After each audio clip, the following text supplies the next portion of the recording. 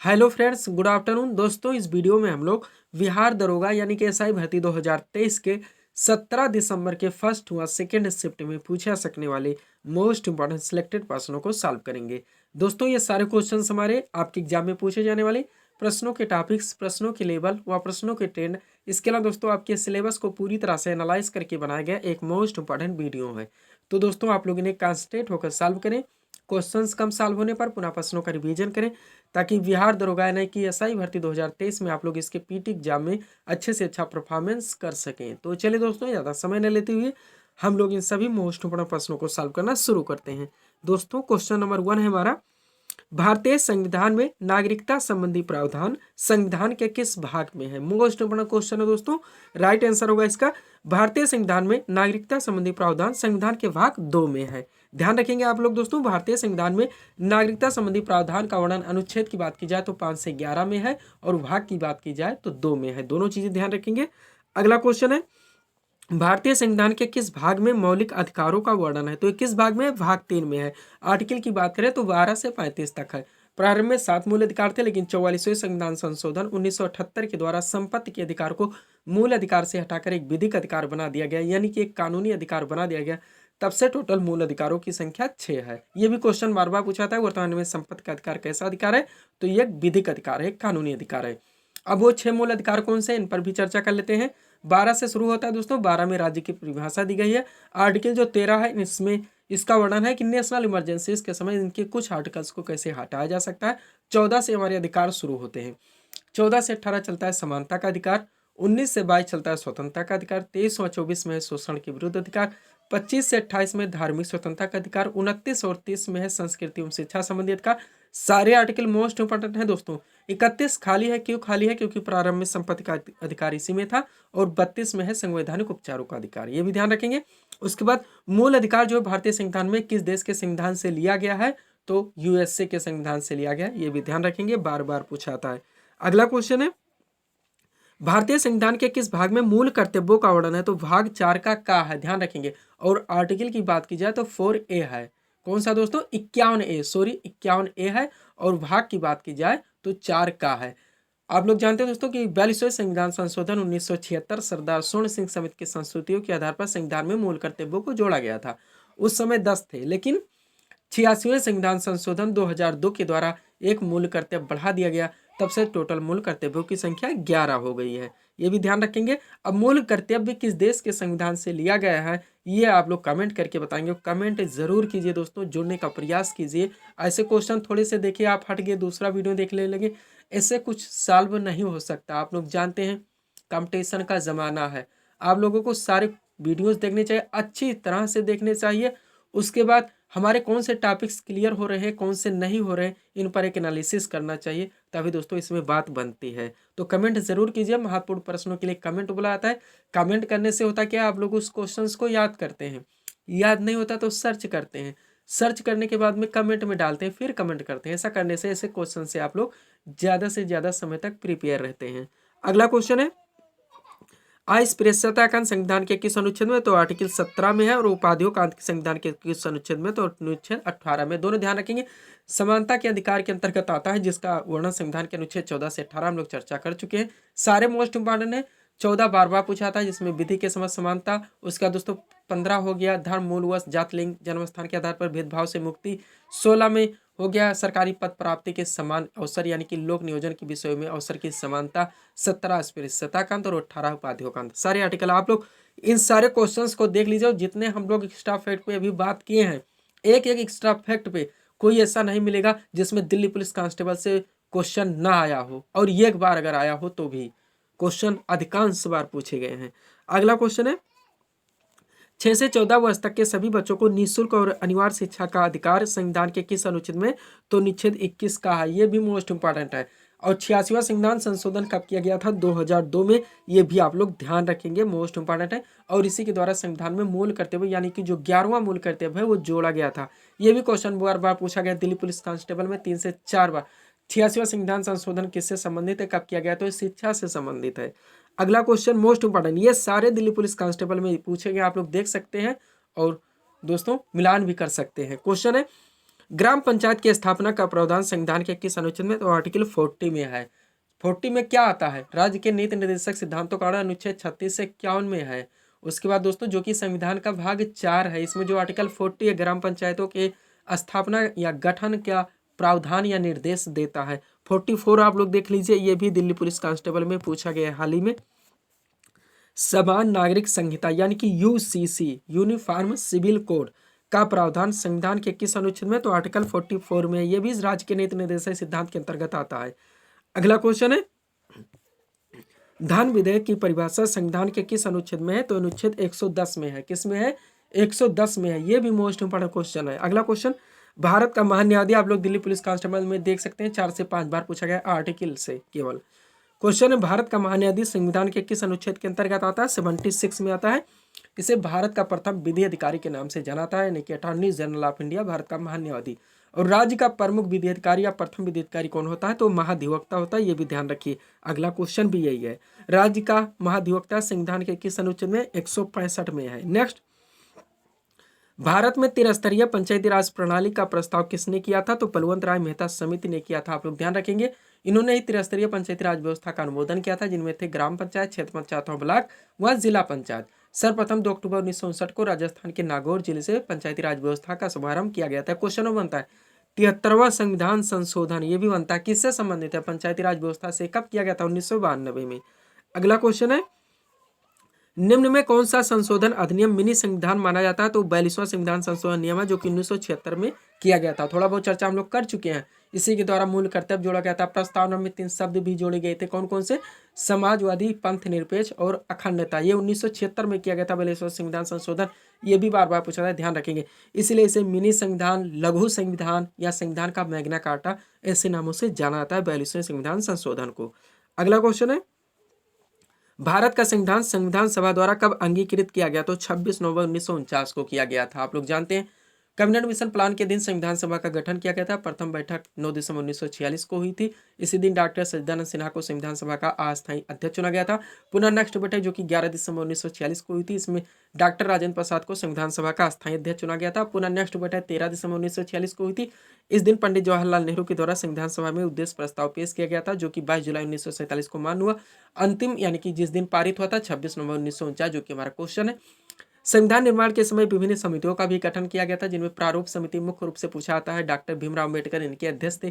कार्य निर्मात्री समिति या संचालन समिति के अध्यक्ष डॉक्टर राजेंद्र प्रसाद थे और संविधान सभा का संवैधानिक सलाहकार BN राव को नियुक्त किया गया था। अगला क्वेश्चन है, भारतीय संविधान में संसदीय शासन प्रणाली किस देश के संविधान से ली गई? ब्रिटेन से। Most important. और एकल नागरिकता भी, भारतीय संविधान में एकल नागरिकता का प्रावधान किस देश के संविधान से लिया गया? ये ब्रिटेन से लिया गया। हम मूल कर्तव्य के लिए कमेंट करने के लिए आप लोगों को बोले हैं कि किस देश के संविधान से लिया गया है। अगला है, भारतीय संविधान में मूल अधिकार एवं न्यायिक पुनर्विलोकन का प्रावधान किस देश के संविधान से लिया गया? USA से लिया गया। इसी कारण से दोस्तों न्यायिक पुनर्विलोकन का अधिकार होने के कारण न्यायपालिका USA की या भारत की आप कह सकते हैं कि काफी सशक्त है। अगला क्वेश्चन है, यानी कि अगला पॉइंट, भारतीय संविधान में समवर्ती सूची का प्रावधान किस देश के संविधान से लिया गया? तो ऑस्ट्रेलिया से लिया गया है। हम लोग जानते हैं दोस्तों, भारतीय संविधान के अनुसूची 7 में संघ सूची, राज्य सूची और समवर्ती सूचियों का वर्णन है। संघ सूची के विषयों पर कानून बनाने का अधिकार भारतीय संसद को है। राज्य सूची के विषयों पर कानून बनाने का अधिकार राज्य के विधानमंडल को है। समवर्ती सूची के विषयों पर कानून बनाने का अधिकार भारतीय संसद व राज्य विधानमंडल दोनों को है। लेकिन अगर किसी भी विषय पर दोनों के मध्य विवाद उत्पन्न होता है तो भारतीय संसद के द्वारा बनाया गया कानून मान्य होगा। अब क्वेश्चन कभी कभी पूछ लिया जाता है, जनगणना किस सूची का विषय? तो संघ सूची का विषय है। पुलिस व्यवस्था किस सूची का विषय? आप लोगों को जानना चाहिए, राज्य सूची का विषय है। शिक्षा की सूची का विषय समवर्ती सूची का विषय। आर्थिक नियोजन की सूची का विषय समवर्ती सूची का विषय। ये भी क्वेश्चन पूछे जाते हैं। अगला क्वेश्चन यानी कि अगला पॉइंट है, अनुच्छेद 61 का संबंध किससे है? तो राष्ट्रपति पर चलाई जाने वाली महाभियोग प्रक्रिया से है। मोस्ट इंपॉर्टेंट है। नेक्स्ट, अनुच्छेद 112 का संबंध किससे? वार्षिक वित्तीय विवरण से है। इसे वार्षिक वित्तीय विवरण के नाम से जाना जाता है। हम लोग जानते हैं बजट जिसको हम लोग कहते हैं, लेकिन बजट का संविधान में कहीं पर भी कोई उल्लेख नहीं, इसे वार्षिक वित्तीय विवरण के नाम से जाना जाता है। इसका वर्णन संविधान के अनुच्छेद 112 में है। और वार्षिक वित्तीय विवरण कब से स्टार्ट होता है दोस्तों? यानी कि बजट 1 अप्रैल से और लास्ट डेट है 31 मार्च। अगला क्वेश्चन, वित्त आयोग मोस्ट इंपॉर्टेंट का वर्णन संविधान के किस अनुच्छेद में? 280 में है। नेक्स्ट, भारतीय संविधान के किस अनुसूची में 22 भाषाओं का वर्णन है? तो 8वीं अनुसूची है। क्वेश्चन ये पलट भी दीजिए, संविधान के किस अनुसूची में भाषाओं का वर्णन है? 8वीं अनुसूची। संविधान के 8वीं अनुसूची में वर्णित भाषाओं की संख्या कितनी है? 22 है। कई तरह से जीके क्वेश्चन पलट पलट के पूछे थे, इसलिए रिवीजन जरूरी होता है।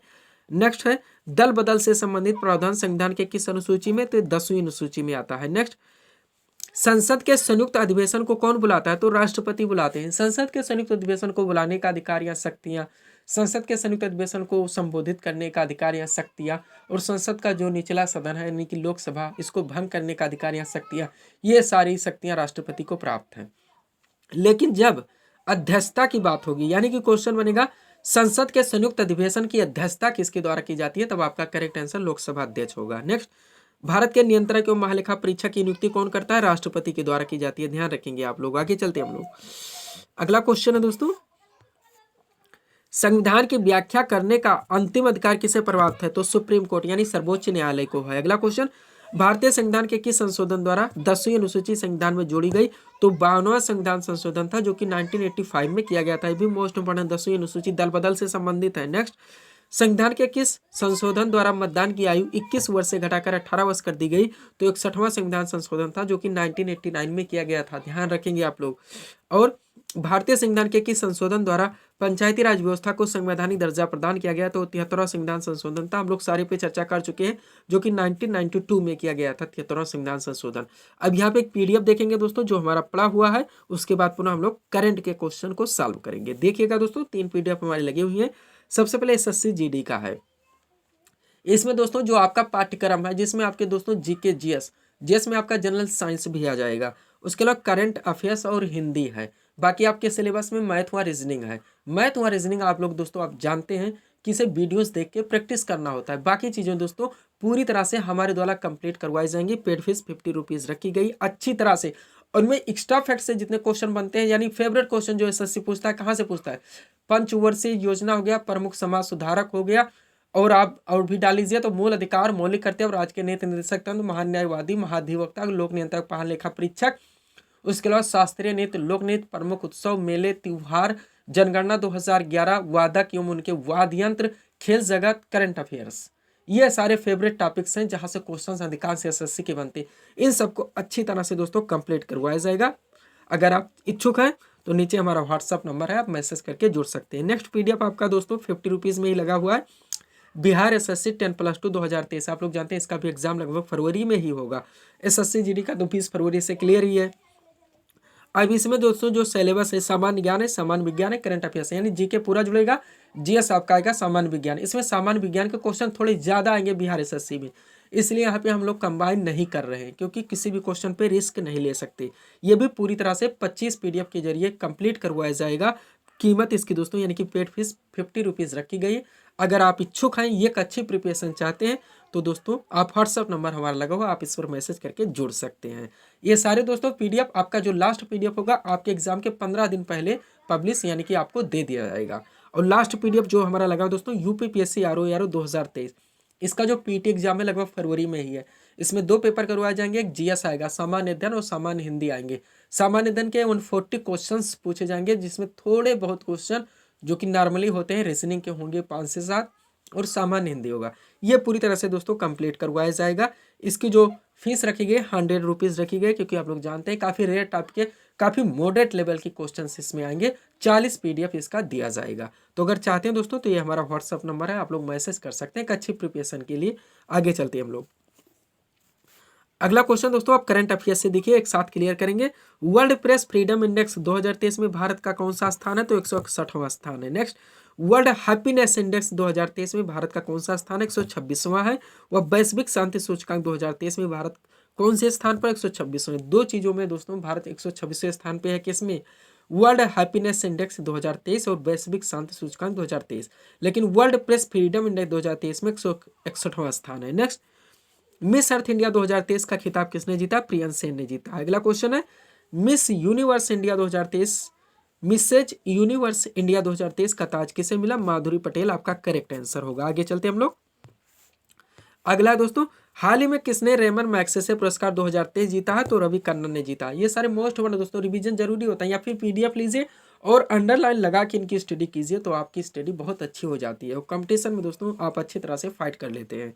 अगला है, फ्रेंच ओपन टेनिस टूर्नामेंट 2023 पुरुष वर्ग का खिताब किसने जीता? ये भी नोवाक जोकोविच ने जीता है। और ऑस्ट्रेलिया ओपन 2023 में पुरुष वर्ग का खिताब ये भी नोवाक जोकोविच ने जीता, दोनों ध्यान रखेंगे। आगे चलते हैं। फुटबॉल टूर्नामेंट यानी कि संतोष ट्रॉफी 2023 का खिताब किसने जीता? कर्नाटक ने जीता। ये क्वेश्चन एक तरह से और पूछा था, संतोष ट्रॉफी किससे संबंधित है? तो फुटबॉल से संबंधित है, ध्यान रखिए, इसलिए हम आगे लगा दिए हैं क्वेश्चन में। अब फुटबॉल टूर्नामेंट संतोष ट्रॉफी 2023 की विजेता टीम कौन सी है? मेघालय। दोनों एक साथ क्लियर हो गए, विजेता और उप विजेता। अगला देखिए, रणजी ट्रॉफी आ गया, ये भी विजेता और उप विजेता एक साथ लगा दिए हैं। पॉइंट है, रणजी ट्रॉफी 2023 की विजेता टीम कौन सी है? सौराष्ट्र है। और रणजी ट्रॉफी 2023 की विजेता टीम कौन सी है? तो बंगाल है। आगे चलेंगे हम लोग। अगला पॉइंट है दोस्तों, हाल ही में जारी, देखिएगा क्वेश्चन मोस्ट इंपॉर्टेंट है, हाल ही में जारी स्वच्छ वायु सर्वेक्षण 2023 में शीर्ष स्थान पर कौन सा शहर रहा? तो इंदौर रहा। ये कंटिन्यू बना रहता है दोस्तों स्वच्छता के मामले में। अगला क्वेश्चन है, 68वें फिल्म फेयर अवार्ड 2023 में सर्वश्रेष्ठ फिल्म का पुरस्कार किसे मिला? गंगूबाई काठियावाड़ी को। नेक्स्ट, ब्रिक्स, आप लोग जानते हैं ब्राजील, रूस, इंडिया, चाइना और साउथ अफ्रीका शिखर सम्मेलन 2023 का आयोजित हुआ जोहान्सबर्ग दक्षिण अफ्रीका में किया गया था अगस्त में। और ब्रिक्स शिखर सम्मेलन 2024 का आयोजित होगा तो ये रूस में किया जाएगा, दोनों ध्यान रखेंगे। अब G20 भी देख लीजिए 2023 और 24। तो 2023 दोस्तों G20 शिखर सम्मेलन 2023 की अध्यक्षता भारत के द्वारा की गई, आप लोग जानते हैं। लोगो था खिलता हुआ कमल और थीम थी वसुधैव कुटुंबकम, आप लोग ध्यान रखेंगे। और G20 शिखर सम्मेलन 2024 की अध्यक्षता कौन सा देश करेगा? तो ब्राजील के द्वारा किया जाएगा। अगला क्वेश्चन, अंतरराष्ट्रीय बुकर पुरस्कार 2023 किसे दिया गया? तो जॉर्जी गोस्पोदिनोव को दिया गया है। नेक्स्ट, 42वां आसियान शिखर सम्मेलन कहाँ आयोजित हुआ? तो इंडोनेशिया में किया गया है। नेक्स्ट, ये ऑस्कर अवार्ड से क्वेश्चन है, IIFA 2023 में सर्वश्रेष्ठ फिल्म का अवार्ड किसे दिया गया? तो दृश्यम 2 को दिया गया है, यानी दृश्यम 2 को मिला है। आगे चलेंगे हम लोग। फेमिना मिस इंडिया 2023 का खिताब किसने जीता? नंदिनी गुप्ता ने। नेक्स्ट, टाटा IPL 2023 का फाइनल किस टीम ने जीता? चेन्नई सुपर किंग्स ने जीता। और टाटा IPL 2023 की विजेता टीम कौन सी रही? गुजरात टाइटंस रही। दोनों एक साथ क्लियर हो गए हैं। नेक्स्ट, हाल ही में 2023 में शांति का नोबेल पुरस्कार किसे मिला? तो नरगिस मोहम्मदी को मिला है। हाल ही में 2023 में शांति का नोबेल पुरस्कार किसे मिला? नरगिस मोहम्मदी को। नेक्स्ट, हाल ही में किस साहित्य अकादमी पुरस्कार 2023 किसे दिया गया? तो प्रिया AS को। हाल ही में किसे साहित्य अकादमी पुरस्कार 2023 दिया गया? तो प्रिया AS को। अगला है, भारत में पहली ड्रोन पुलिस यूनिट की शुरुआत किस शहर में की गई? चेन्नई में की गई है। नेक्स्ट, UDI आप लोग नाम सुने होंगे, unique identification authority of India के नए CEO कौन बने हैं? अमित अग्रवाल है। नेक्स्ट, 32वां सरस्वती सम्मान 2022 से किसे सम्मानित किया गया? Shiv Shankari. Most important question है 32वां सरस्वती सम्मान 2022। अगला पॉइंट देखेंगे, विश्व की सबसे ऊंची नटराज प्रतिमा कहाँ स्थापित की गई? नई दिल्ली में। Next, global gender gap index 2023 में भारत किस स्थान पर रहा? ये क्वेश्चन दोस्तों मिसप्रिंट हो गया, संस्थान लिख गया है, तो 127वें स्थान पर रहा है ग्लोबल जेंडर गैप इंडेक्स 2023 में भारत। अगला पॉइंट है, हाल ही में 2023 में अर्थशास्त्र का नोबेल पुरस्कार किसे दिया गया?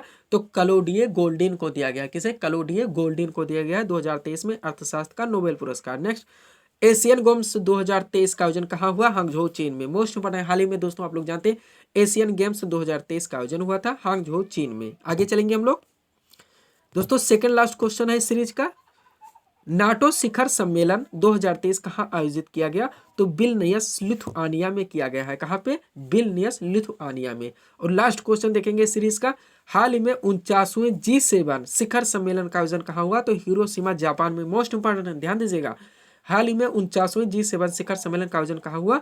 तो हिरोशिमा जापान में हुआ है। तो ये थे दोस्तों इस सीरीज के टॉप MCQs के प्रश्न जिनको यहाँ पे हम लोगों ने सॉल्व किए हैं। उम्मीद है दोस्तों आप सभी लोगों ने सॉल्व किए होंगे और देखे होंगे कि यहाँ से आपके कितने प्रश्न सही हो रहे हैं। तो दोस्तों इसी तरह के वीडियोस के लिए आप हमारे स्टडी चैनल शिवकृपा क्लासेस से जुड़े हुए चैनल को सब्सक्राइब करें ताकि हमारे द्वारा दी जाने वाले सभी वीडियोस आप क्रम से सबसे पहले देख सके। तो मिलते हैं दोस्तों नेक्स्ट वीडियोस में। Thanks for watching.